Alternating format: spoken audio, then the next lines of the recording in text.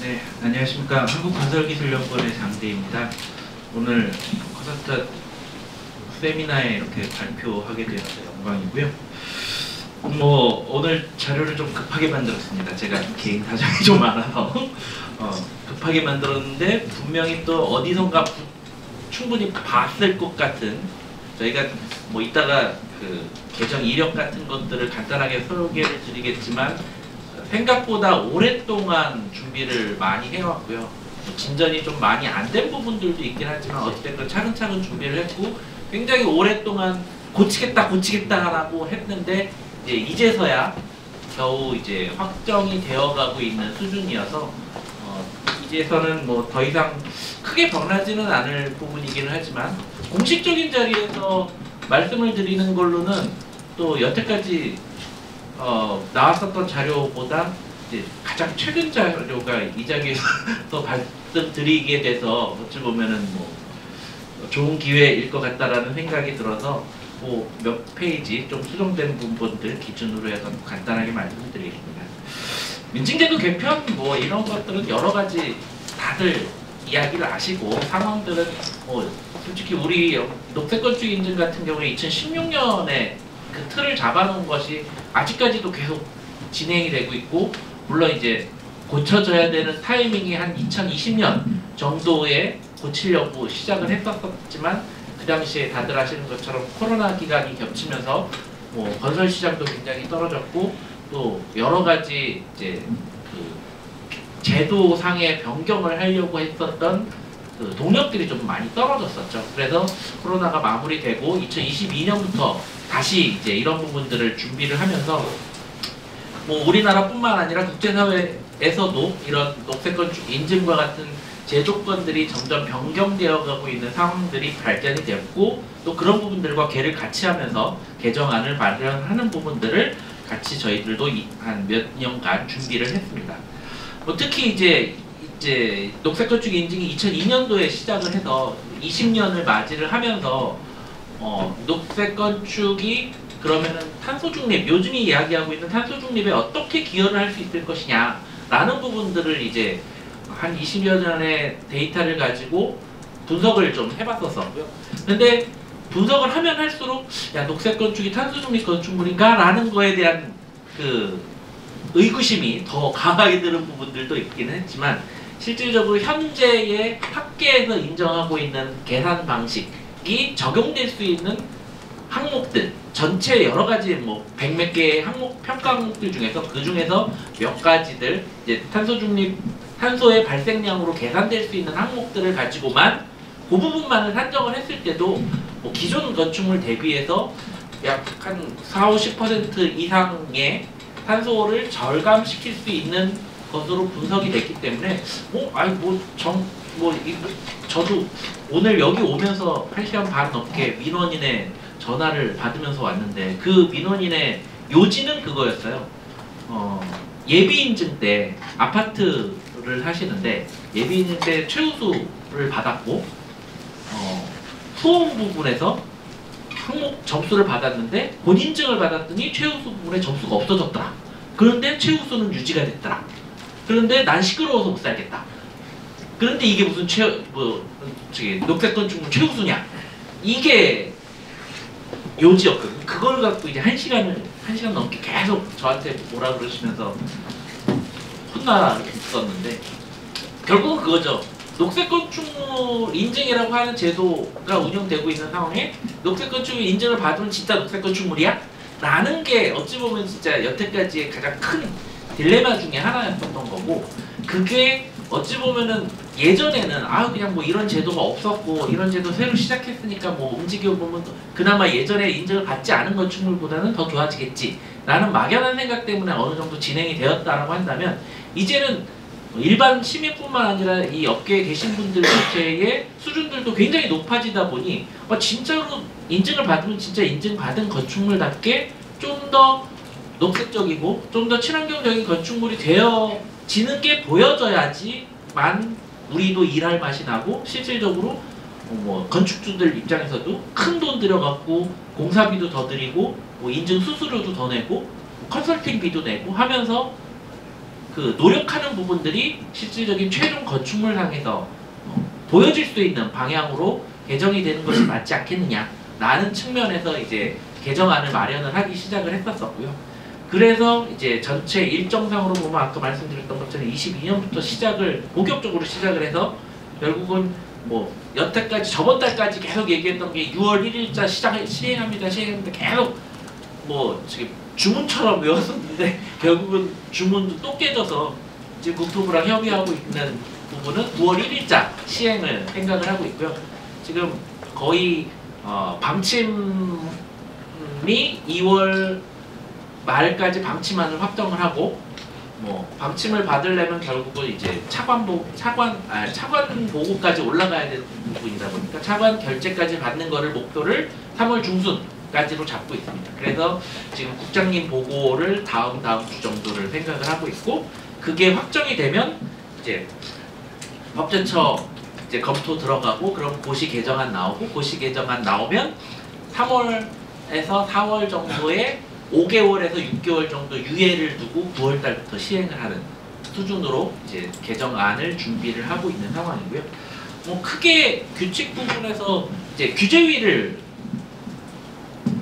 걸리지 않게 규제 사항이 있지 않다라는 거를 이제 가장 많이 방침 상황에서 강조를 하고 있는 상황이어서 규제위만 잘 넘어갈 수만 있다라고 한다면 요 일정에 크게 오버되지 않는 수준에서 시행이 될 거라고 보고 있고요. 아까 말씀드렸었던 내용을 전제로 봤을 때 이제 그렇다라고 하면 녹색건축 인증을 받았을 때 어떤 건축물이 진짜 녹색건축물이냐라는 부분들을 이야기를 했을 때 가장 크게 변경되는 부분 중에 하나가 이제 전문 분야를 어떻게 구분을 하느냐였습니다. 전문 분야라는 것 자체가 어찌 보면 예전에는 이제 학제적인 기준에서 여러 가지 움직였었고 그 학제 부분에 있어서의 전문가들도 배분을 해서 그 전문가분들이 이제 분석을 하시고 평가도 하시고 했었던 부분들이 있었는데 이제 어찌 보면은 그 각각의 분야에 대한 전문가분들도 있지만 어찌 보면 건축 전문가라고 얘기를 하시는 분들도 계시단 말이에요. 그런 분들이 뭐 세부 전공을 물어보면 어느 전공입니다 라고 얘기를 하실 수도 있을지 모르겠지만 그 녹색 건축을 설계를 하고 조성을 하는 데 있어서의 방향성을 어떤 방향으로 잡고 가느냐에 따라서 그 건물의 특성이 결정이 될 거고 그 특성을 잡을 수 있는 방향을 녹색건축 인증 제도 내에서 제시를 해줄 수 있는 것이 이번에 개정 방향의 큰 축일 수 있을 것 같다라는 측면에서 이번에 전문 분야들을 개편을 하는 방향을 준비를 했고요. 그래서 이 부분은 이제 처음 보시는 자료일 수도 있습니다. 좀 바뀌었습니다. 이게 국장님 보고하면서 전문 분야가 국장님이 딱 보시고 야 이해가 안 돼 전문 분야가 뭐 그래갖고 전문 뭐 크게 내용이 바뀐 건 아니지만 전문 분야 명칭이 바뀌었고요. 예전에 개념상으로는 그 통합계획 및 관리라고 해서 이제 바탕, 그러니까 기본적으로 이제 그 녹색 건축물이 가져야 되는 계획에서부터 유지 관리까지 전반을 어우르는 이제 그 바탕에 깔리는 자료, 그 평가들을 바닥에 깔고 3개의 전문 분야, 그러니까 탄소 중립을 위한 자원 활용, 건강한 실내 환경, 뭐 지속 가능한 외부 공간, 뭐 이런 식으로 3개의 방향성을 가지고 녹색 건축을 설계를 하시고 거기에 기술들을 좀 집중해서 점수를 따가신다면 훨씬 더 방향성이 있는 녹색 건축물이 나올 수 있을 것 같습니다. 라는 취지에서 3개의 전문 분야를 제시를 하고 그렇게 구성을 했었는데 이게 그 공무원들 입장에서는 이게 1+3이라는 개념 자체가 이해가 잘 안 되시는 것 같더라고요. 야 4개면은 4개지 왜 3개야? 라고 해갖고 그러면은 나머지 이 부분도 새로운 방향성을 드려야 되나? 라는 측면에서 내용 자체도 어찌 보면 정과정이라는 것이 어쩌면 녹색건축 인증에 가장 표방하고 있는 부분들이라는 것들이 있다 보니 정과정에서의 친환경성을 고려한 뭐 건축계획, 통합계획, 뭐 환경계획 모든 뭐 심지어 기후변화 대응계획까지 모든 부분들에 대한 계획과 유지관리 부분들까지를 포함하는 부분들로 하나의 방향성을 또 제시를 해주고 나머지 또 탄소 중립을 위한 자원 활용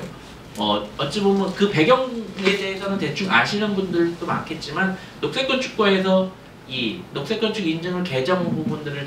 이야기를 하면서 에너지와의 분리를 계속 요청을 했습니다. 그래서 에너지는 제로 에너지로 갈 테니 녹색 건축 인증에서 에너지 빼세요 라고 해서 처음에 이제 제목 전문 분야에서도 에너지가 들어갔다가 에너지가 빠졌는데, 그 에너지가 빠진 이유는 아까 말씀드린 것처럼 두 개의 인증 제도를 유지를 하려고 하다 보니 각각의 특성을 이제 특성화를 해야 되는 입장이었었고, 그렇다고 해서 녹색 건축에서 에너지를 빼려고 하다 보니 안고 없는 찐빵이 돼버리는 녹색 건축이 될 수는 없지 않느냐라는 걸로 되다 보니 내부에는 에너지가 살아있기는 하지만 실질적으로 겉모양은 그 에너지의 총량으로 이산화탄소 환산계수로 계산을 하는 약간의 그 꼼수가 적용되어 있는, 그래서 이 부분에도 운영 단계의 에너지 절감 부분도 하나의 평가 항목으로서 점수를 받칠 수 있는 부분들이 있다. 그리고 예전에 이제 제로 에너지 인증이 되면은 예전에는 이제 건축물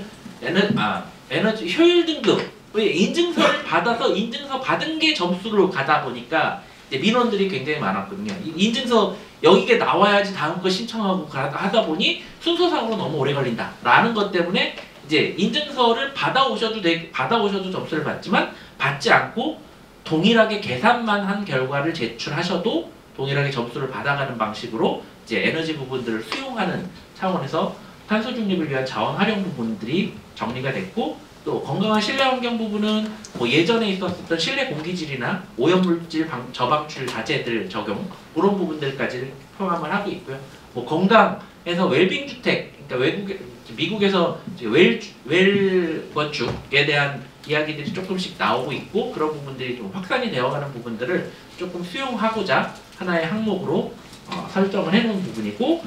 예전엔 지속 가능한 외부 공간이었었는데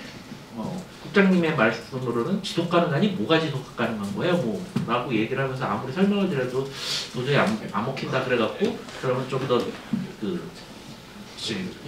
친환경적인 용어로서 자연 친화적인 외부 환경, 뭐 저기는 왜 실내 환경이고 여기는 외부 공간이에요? 막 이것도 또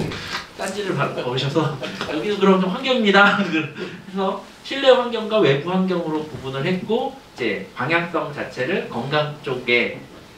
관련된 내용, 그리고 이제 자연 친화적이고 친환경적이고 지속 가능한, 그리고 이제 이쪽 부분은 외부 공간 부분에 주차장 관련된 부분이나 자전거 도로 뭐 이런 부분들도 같이 들어가 있다 보니 이제 그 생태적이라든지 그런 부분들이 한정될 수가 없어서 이제 자연 친화적인 외부 환경이라는 용어로 전체가 구성이 되어 있었고요.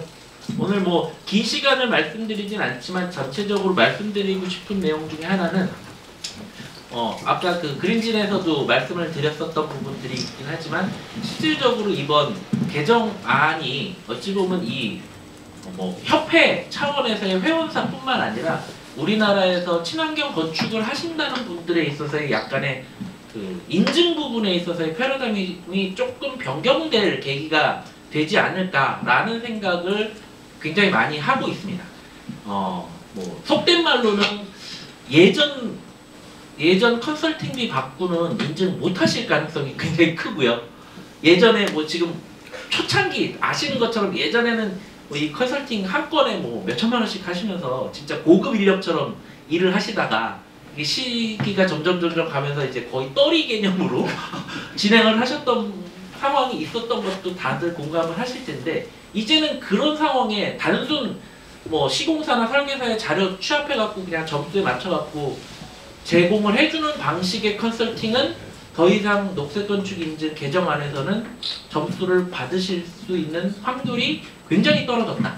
그래서 실질적인 컨설팅이 이루어지지 않는 이상 이 개정안에서 점수를 받아가는 것 자체도 굉장히 어렵게 되어서 실질적으로 건축을 설계를 하시는 분들에 있어서 크게 변화되진 않았지만, 그거를 증빙을 하고 인증 제도 내에서 점수를 받아가기 위해서는 굉장히 조금 더 어려워지다라는 의견들을 굉장히 많이 받았고요. 그런데 실질적으로 그런 방향이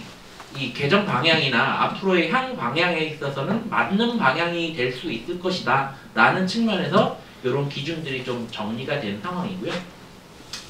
뭐 평가 기준 고도화 또는 그 법규상의 현행화 같은 부분들로 이제 요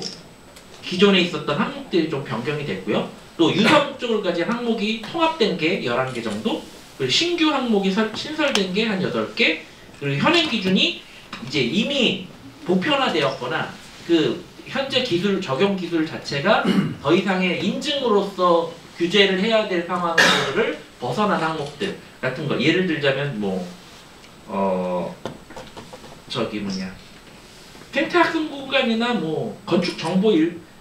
녹색 건축 정보 보급 같은 것들은 예전에는 거의 현판 달면 점수 주고 뭐 이랬었던 것들이나 그런 부분들을 좀 더 고도화하거나 방향을 좀 바꿨었던 부분들이고, 이제 LED 같은 것들도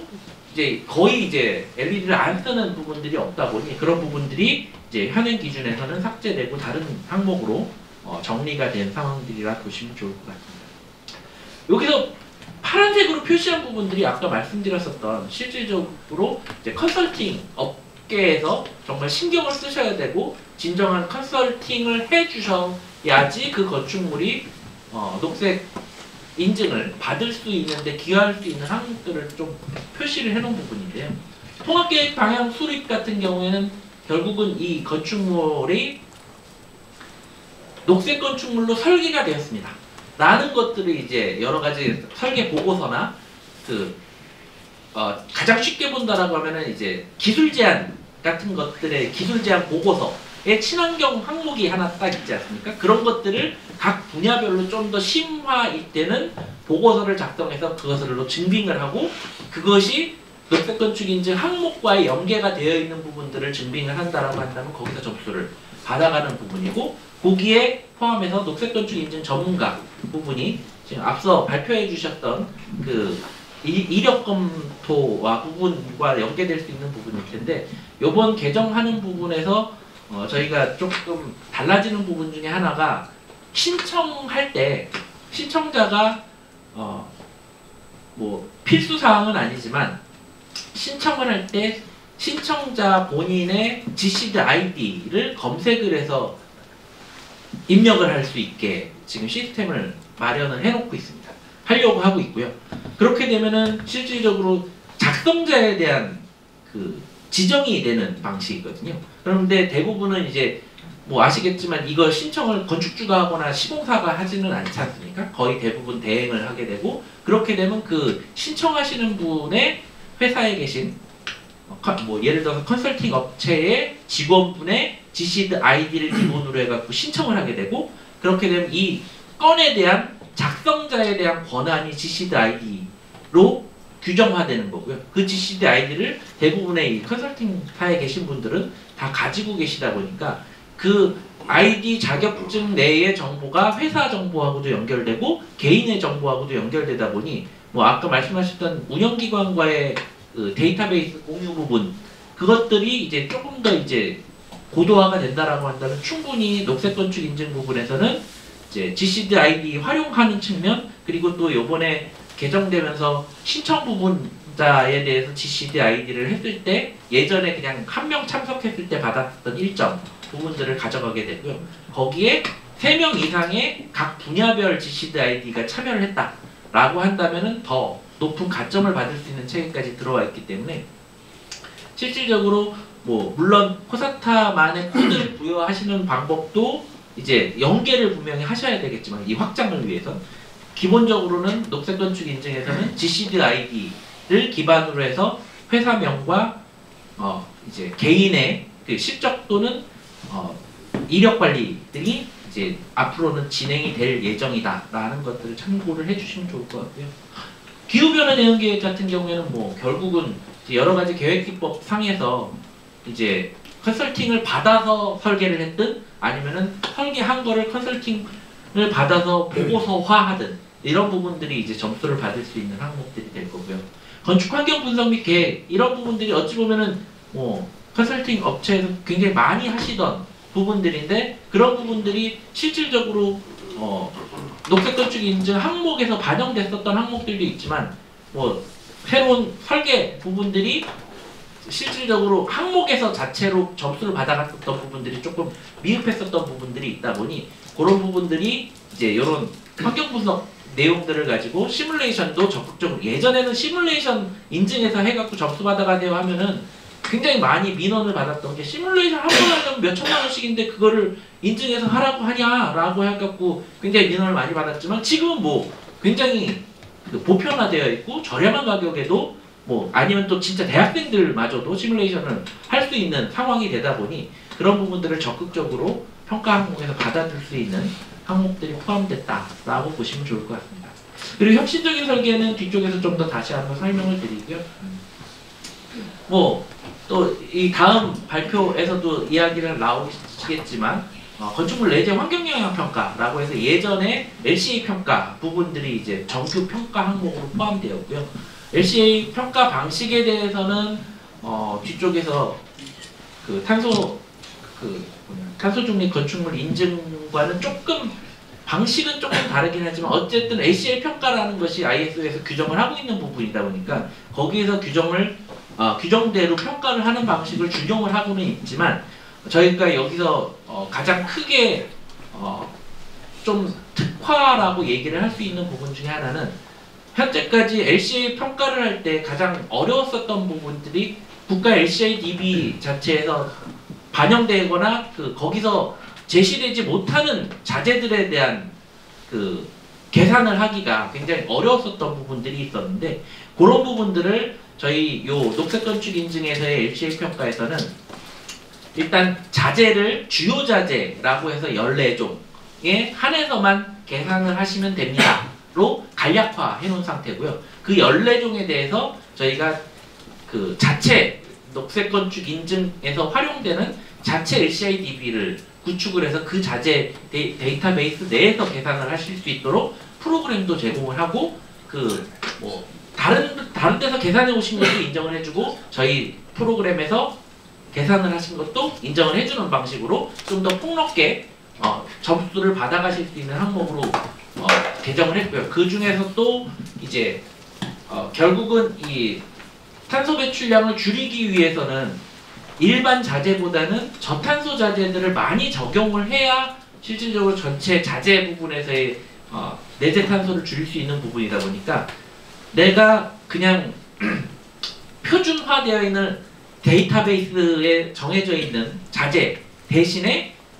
실질적으로 조금 더 돈은 들겠지만 EPD를 받은 저탄소 자재를 적용을 했다라고 하면, 거기에 상응하는 저감량들을 다 모아서 그게 일정 수준 이상으로 더 절감을 했다라고 하면 추가 점수를 더 받아갈 수 있는 방식으로, 예전에는 LCA 평가만 하면 점수를 받았지만 실질적으로는 LCA 평가도 하고 평가 결과 자체가 탄소 정립에 더 기여할 수 있으면 점수를 더 받아가실 수 있는 체제로 변경되어서 굉장히 큰 점수 항목으로 차지를 하고 있는 부분들이 건축물 내재 환경영향 평가다. 이런 부분들이 이제 결국은 또 컨설팅 업계에서도 LCA 평가에 대해서 관심을 가지셔야 되고, 또 이제 어찌 보면 인증기관으로도 이제 협의를 하시고 계시다라고 하니, 그런 부분들이 좀 새로운 영역의 하나로서 자리를 잡을 수 있을 것으로 보고 있습니다. 뭐 나머지 부분들은 이야기할 수도 있을 것 같고요. 뭐 실내 환경 부분에서는 자연 통풍 부분들도 좀 더 계산하기 편하게 방식들을 제안을 해주고, 실질적으로 설계 단계에서 자연 통풍 같은 것들을 원활하게 할 수 있는 항목들을 좀 이야기를 하고 있고요. 뭐 건강을 고려한 조성은 아직까지는 초보 단계이기는 한데, 뭐 건강 계단이라든지 실질적으로 2층, 3층 정도까지는 그래도 걸어 다닐 수 있게 오픈 계단 같은 것들을 좀 놔줘야 엘리베이터를 타지 않고 직접적으로 걸어가는 것들을 활성화시킬 수 있는 그런 방식들의 내용들을 제안을 할 수 있도록 항목들을 포함을 해놨고요. 외부 항목 같은 경우에 이제 생태 면적률 같은 경우에 가장 큰 항목 중에 하나입니다. 변경 중에 하나인데, 예전에는 주거용 건축물이나 비주거용 건축물의 생태 면적률의 퍼센테이지를 일정 수준 이상으로 확보를 해야지만 점수를 받아가는 구조였었는데, 이게 실질적으로 뭐 대지가 넓은 건축물일수록 굉장히 유리하고 너무 쉽게 받아가고, 대지가 좁은 건축물은 절대로 받아갈 수 없는 이 한계가 있었다라고 본다면, 이번에서는 계산하는 방식은 동일하긴 하지만 점수를 받아가는 방식이 내 건물이 위치하고 있는 대지에서 법적으로 허용하고 있는 건폐율에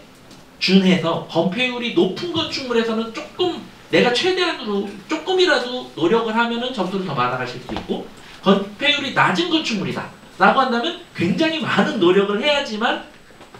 그 생태 면적률을 확보해서 점수를 만점을 받아가실 수 있는 그 건폐율에 연계되어 있는 점수 배분을 할 수 있는 방식으로 바뀌었기 때문에,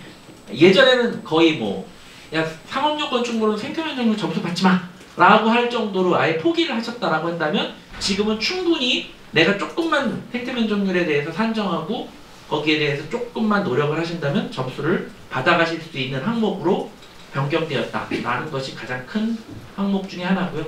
뭐 빗물순환체계 같은 경우에도 계산 방식을 좀 간단하게 만들어서 법적으로 하고 있는 부분들 뿐만 아니라 조금이라도, 예전에는 일정 수준 이상 하지 않으면 절대 점수를 못 받아가는 체계에서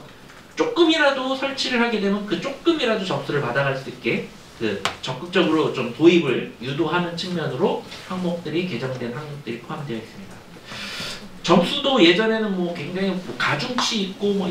굉장히 복잡했는데, 이제는 그 각 항목에 따른 점수 그냥 다 그대로 점수 다 받고, 받은 점수 다 합해갖고 점수 일정 점수 이상 되면 우수, 최우수 받으시면 좀 간단한 방식으로 변경이 될 예정이고요. 뭐 이쪽이 원래 의도했었던 부분 중에 하나인데, 일정 부분에 대해서 점수를 이상으로 받게 된다라고 한다면 그 특화되어 있는 부분들을 인증서에서 조금 더 표시를 해줄 수 있는 방식으로 특성화 등급이라는 것들을 별도로 운영하는 방식을 지금 현재 제안에서 들어가고 있는 상황입니다. 시간이 너무 많이 지나서 한 가지만 말씀드리면, 이제는 예전에는 평가 항목에서 없었던 항목들에 대해서 더 이상 뭐 점수를 주세요라고 할 수 있는 창구가 없었는데, 이런 부분들이 이제 새로운 설계 항목이라든지 새로운 기술들이 나왔을 때 그때그때 심의를 통해서 기술들을 평가 항목과 동일한 수준의 점수를 받아갈 수 있는 항목들을 제안을 하게 되고, 그 제안된 항목들이 심의를 통과하게 되면 그 녹색 건축 인증 데이터베이스에 올라가게 되고, 올라가 있는 데이터베이스는 다음 프로젝트에서 누구든지 끌어다가 다시 적용을 해서 점수를 그대로 받아갈 수 있는, 좀 유연하게 대처할 수 있는 항목들이 생겨서 운영이 될 예정이다라는 것들을 말씀을 드리고, 이 부분이 어찌 보면 또 컨설팅 업계에서 적극적으로 참여를 해서 새로운 기술들을 많이 도입을 하고, 그 새로운 기술들이 다음 프로젝트에도 또 적용될 수 있는 창구를 마련해 줄 수 있는 방법이 될 수 있지 않을까 생각하고 있습니다. 그래서 인증서도 조금 변경이 될 예정인데, 이 부분에 이제 아까 얘기했던 것처럼 특성화 등급 같은 것들이 표시될 예정이고, 내주환경 영향 평가에서 산정된 값으로서 전생해 주기에 현재 발생량 같은 것들도 인증서에 표기를 해주는 방식으로 이야기를 하고 있습니다. 그리고 뭐 옛날 이 별로 안 이뻤었던 현판도 좀 더 이쁜 방식으로 건축물 디자인과 연계될 수 있도록, 올해 개정이 되든 안 되든 올해부터 이제 인증서 나가시는 분들의 몇 개 건축물에 대해서 시범 적용을 좀 해보려고 하고 있고요. 현판들에 대한 디자인들도 좀 다양화해서, 이게 이 현판 자체가 시행 규칙 안에 들어가 있었습니다. 그래서 시행 규칙이 딱 들어가 있으면 그 규칙을 못 고치면은 이 현판을 변경을 못 했었거든요. 근데 이번에 시행 규칙 고치는데 이 현판 디자인을 삭제를 해버리는 걸 제안을 해놓기 때문에, 그게 삭제가 되면 좀 더 자유롭게 인증서 현판 같은 것들도 건물 디자인에 어울리게 좀 디자인화하고 홍보 또는 활성화에 기여할 수 있을 것으로 보고 있습니다. 이상 발표 마치도록 하겠습니다. 감사합니다.